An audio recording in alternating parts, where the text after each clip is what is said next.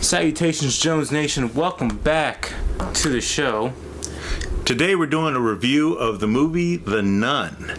Now, in this particular case, Steven's going to be handling the review because, quite frankly, it's not my cup of tea, and the trailer was freaking me out in the theater. So, this is going to be about you, Steven. Well, I really enjoyed this comedy. Comedy? I thought it was a horror movie. Yeah, it's advertised as a horror movie, but my friend and I were laughing way more than we were scared. Actually, we were never scared in this movie. So what's the premise of this one? Basically, this movie is about the origin story of the demon from The Conjuring 2, I believe. I'm not really big on the series, that's why I'm a little iffy, but it's about these nuns who are inhabiting a castle that used to belong to a guy who was into satanic rituals and whatnot.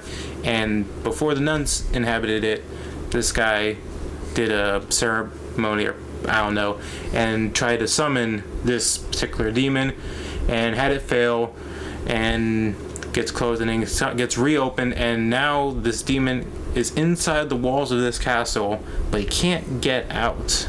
So, after a nun commits suicide to make sure, because the demon is out in the castle, a religious pastor and a nun that is becoming a nun.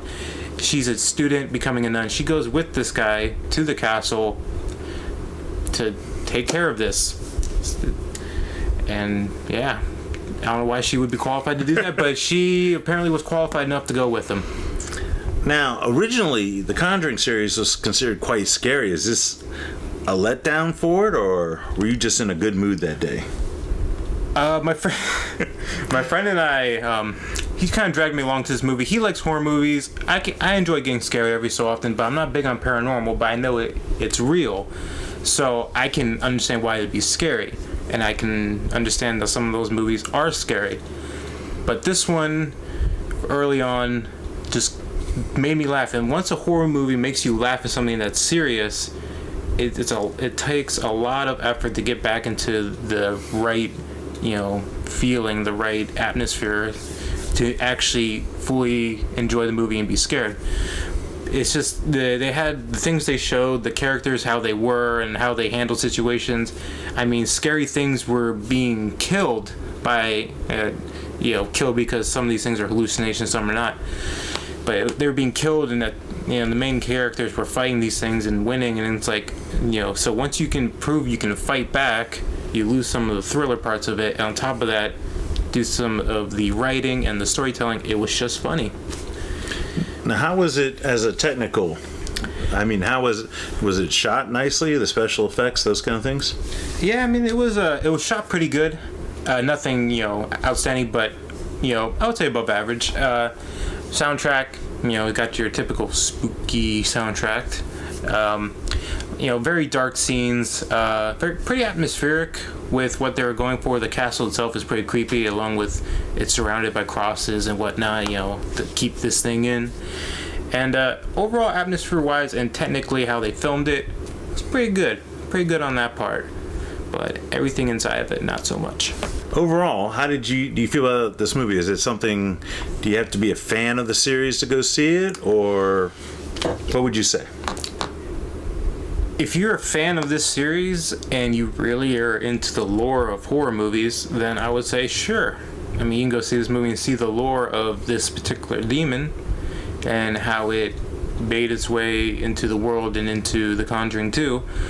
But if you're going for a scare or whatever, this movie provides little to no actual atmospheric scares. This movie heavily relies on jump scares, and I mean every single major moment is relying on a jump scare, and it's to the point where it's absolutely predictable. I mean, there was points where you can you're watching and you're going, all right, 3, 2, 1, jump scare, boom, it happens, all right, great, move on. And some of the jump scares were funny, and that takes you out of the moment. And I mean, they did jump scares at least 24 times, and wow. After a while you just kind of become desensitized to it. And some people in the theater were, you can hear them go, whoa, but not everyone was jumping, and jump scares is like going to a comedy and having some guy run out there and tickle you every so often just to get you to laugh. It's not a real genuine laugh. It's just someone just trying to get a quick little emotion out of you and a reaction, and it's cheapens the whole thing. It's a lazy gimmick in a horror movie, the jump scare. Use it judiciously, it's great. You overuse it, nah. Now, in the YouTube 6-second promotion thing where that was jump scare, it's good advertising. In the movie, not so much. I hate when they do jump scares. They never work on me, and I don't see a real point in that. That's not scary to me. The jump scare was killing me in the theater on the trailers, but I guess I'm a wuss. So after that overview, I would not tell you to pay money to see this movie. If you have a movie subscription service and you're looking for a horror movie and you don't mind jump scares, I would say go for it. There's plenty of jump scares for everyone. If you want something atmospheric and good storytelling, kind of like Hereditary, I would avoid this one. You probably laugh at it more than you're scared. My friend and I, we would try to open up to being scared, but we just couldn't get scared in this one. And and I mean, would you rent it? Sure, on a dark night, why not? You can rent it, but paying money out of your pocket extra outside of like $1 for Redbox, no, I can't recommend it at all. Well, that does it for the review. Thank you guys for checking out. If you liked the video, drop a like. If you dislike it, drop a dislike. Let us know why in the comments. We are always taking critiques. And if you want to have a discussion with us, comment if you want to see this movie, even after I tell you it's not that great other than jump scares. But if you don't want to see a movie, let's talk about why you don't want to see this movie. And let's have all discussion in the comments below. Don't forget to click on the subscribe button and hit that little bell so you get notifications of when we post new videos. And also, don't forget that you can follow us on Instagram, Twitter, at The Jones Boys Review.